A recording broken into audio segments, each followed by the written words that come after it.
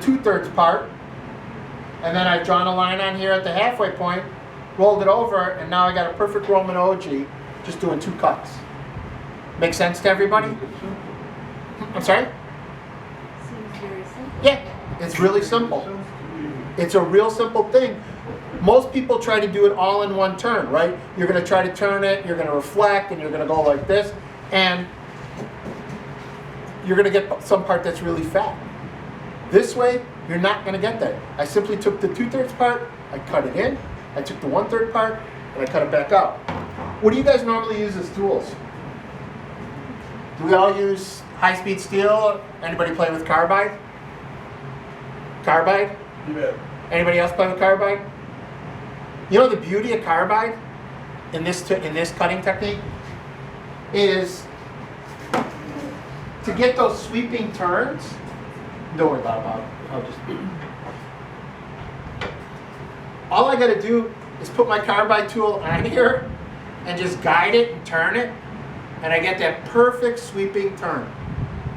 So if you haven't used carbide tools on something like that, carbide tools are a great little add-on. I mean, if you're looking for something to add on to your set and complete your set and make your life easier, those carbide tools are fantastic for doing it. So all you're going to do is put the pivot point on, rotate the carbide tip. Remember in grade school or high school or whatever we ended off with, you know, you got the little center point. Basically, it's acting as a compass, and you can make the turn on there. Or if you want to elongate it a little bit, you've got it. It's a great tool. It's a great one to have on the end. Am I boring everybody? Are we good so far? All right. So now we've made this turn. We've talked about the tool. That's the first 2/3 cut that I made. Now I mark the halfway point. I do the 2/3 cut, and I'm done. Right? So now I take it, I rotate it around, I put it in my chuck the other way, and I face it completely off. And I do, if you can see here, there's a little bit of round. I like to take this thing out. And you can come up and take a look at the bowl. I'll take the piece out here and I'll just round it over and feed it in. But I'm leaving most of the core in here. All right? I'm leaving the core. Why? Because the next thing I'm going to do is I'm just going to spray paint it black. And that's how I get the black on here. Simple, satin, black, fast drying black. And I paint the whole thing black. Make sense? Okay, so we'll do the rest on here. Once I paint it black, then what I'm going to do is I'm going to take a skew chisel, or if you've got the carbide and you've got the diamond tool, I'm going to put in 2 little lines for where I'm going to want to put my decoration in the middle. And now let's decorate it. All right? Any questions? I can't be this good. We got to have some questions. What brand of spray can you use? On this one, that's a great question. Probably Krylon. I mean, I'm not all that worried about it. It's just I know, you know, if it's not Krylon, the other place to do it is whatever they have at Ace. Ace has the fast drying stuff that they don't have somewhere else. So I like the fast drying stuff on here. So now there's 2 different ways to do this one. If you watch the guys who do it on TV or on YouTube, they were able to do this technique without doing tape. I'm going to cheat. I'm going to make my life a little bit easier, right? So I'm just going to take a little bit of tape and I'm going to cover up the little line where I got.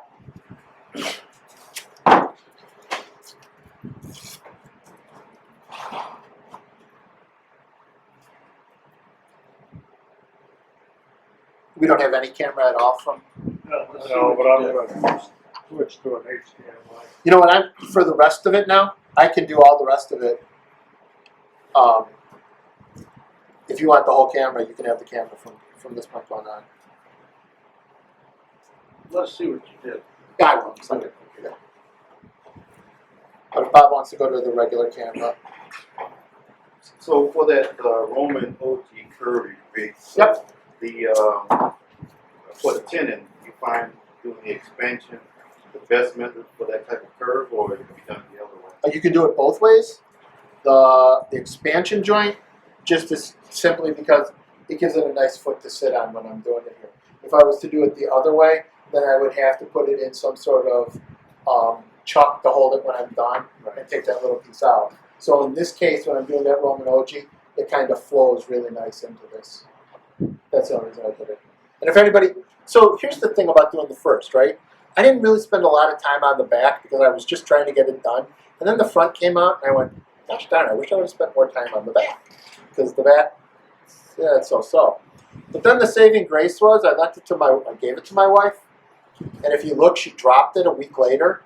And there's a big dent in it, and Nick take it out of it, so now I don't feel bad that my demo piece is all over.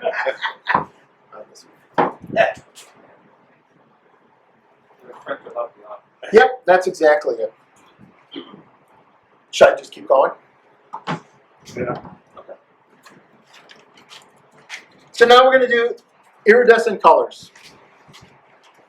And so we're going to find that this is really, really an easy technique. So the colors that you're looking for is Josanja, Josonja, and they're iridescent colors. Oh, here's what I did so far. Sorry, you asked. All I did was I'm going to give myself a little bit of room so I don't have to worry about getting it into here. So I just use some blue tape to cover up this part where I don't want the paint to spray into here or into here. So you don't have to do this part because if it does get into this little bit of a gap, what we can do is use the airbrush to push it out of it. But it just made it a lot easier for me when I was doing it. Can you do it after you color it? I painted it first, and then I just put this tape on here, and I'll leave this tape on for everything else I'm going to do. You painted it and then cut it? Yep. I painted it, cut my 2 little lines in here. This is still black at this point, right? Still black in here. Cut my 2 lines in here, and now I'm doing it. You can. Mark, from here, the lines look like gold almost, but They're just a natural maple. wood. Yeah, it's just maple. It's just the back end of the maple. You can. There's 1 or 2 different ways of doing it, right? I can put it back on my lathe now and then cut out the center now, and it would be just perfectly fine, right? In this case, I had left on this one. I had left it all the way black, and then I remounted it when I was done. But you can see in this case now I've already cut out the center. So are we good so far? You need this back. Nope, I'm done. I don't want to even see myself on TV, so I'm not going to turn around and look back at anything.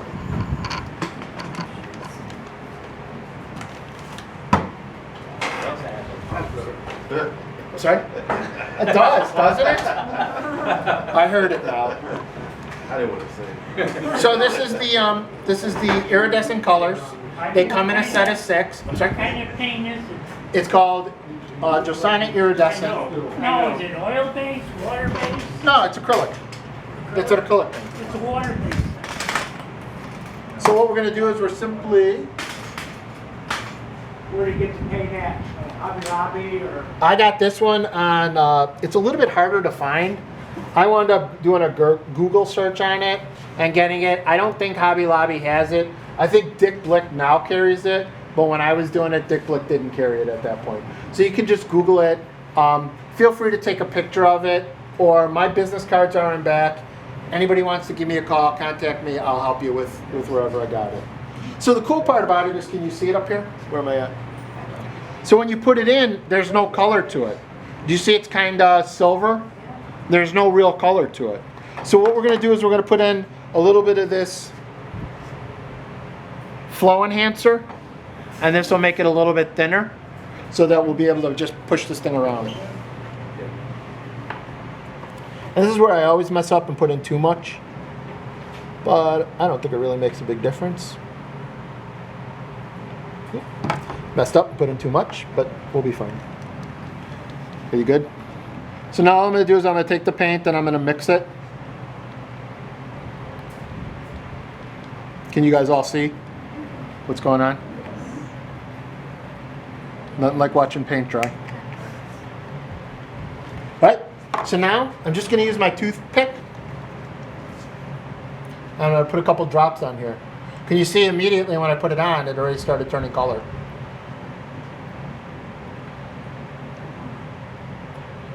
Okay, so I put some drops on here. Now I'm simply going to take my airbrush What a waste of a really nice airbrush because I'm not going to use it to do anything. And I'm simply going to just spray this.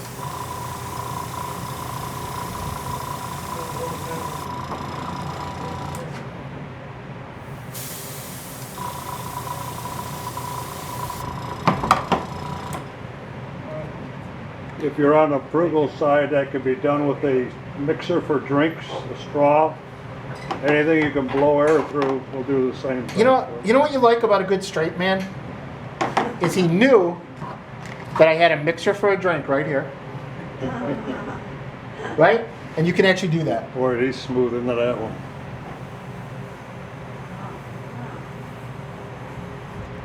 That's a lot of hot air too. So I mean I could go through the rest of this and do this. But that's all you're going to do. So in this case, you can see I did the blues first. Then I did a little greens in here. Then I did some violet in here.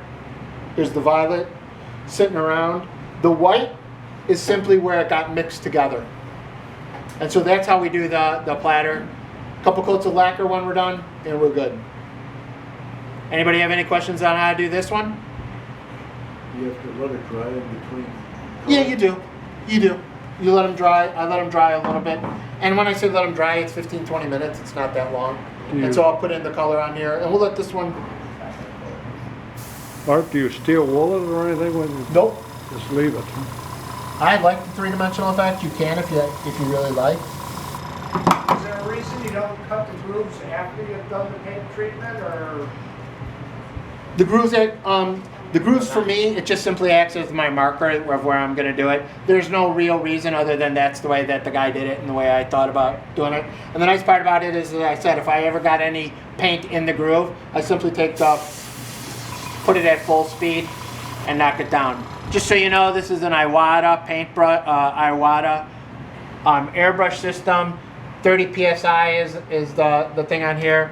You can get these airbrushes also at Harbor Freight. You can do the cheaper ones and you're going to be fine. But the cool thing about it is you now have every technique you need to do this platter. So we good for the first 20 minutes? All right. How's that work on locust? On locust? I don't know. I've only done it on maple. So I like the way that the maple looks. You're And really doing it on paint. yeah, you're really doing it on paint, right? So I mean that would be, but I mean it's just to get the color difference on here. And I, It's a grain there, he's got a hard mix piece. Yep. And if you use a grainy piece, it's the question. As long as you got it totally painted, it don't matter. You can do a refrigerator, don't matter. Do all the pictures start out clear? yes, they do. All the Josana paints start out perfectly clear. And what is it that actually activates it? You know, I don't really know other than when it dries, it dries. Say it's not perfectly clear. It's milky white, but it's perfectly white, or the milky white. And then as it dries, you can see as it's drying, it's just taking on its natural color. So the natural color is like a purplish blue. So in this case, I did the blue. I think I passed around the green, and I've got violet. Sorry, I got green. Violet is going around. There's also gold and silver. When we Yeah. first put it on, it's a milky color. It's always this milky white. Okay. It just looks like milky white as you're putting it on, and then as you're blowing it around, you're getting the color, and that's how it's mixing it. You have to let it first color dry before you put the second one on, or try oil? Yeah, I wind up doing, as I said, about 20 minutes in between. Not a whole heck of a lot, just enough to get it to get in there, so that I don't want to blend the colors. I still like. You can use any vehicle. I like to do that. I mean, these are a little bit more distinctive in the areas, but you can look. See, I'm the only demonstrator that's not going to mind pointing out their mistakes. Seriously, this is the first time I did it. This is the first one I ever did. You can see down here, I probably was a little bit too early on here. And you can see instead of getting a nice distinct color, it blended a little bit. But, can you see that? So, When you say early, you mean you didn't let it dry? I didn't let it dry. Okay. Yeah, I didn't let it dry, and then it blew into it.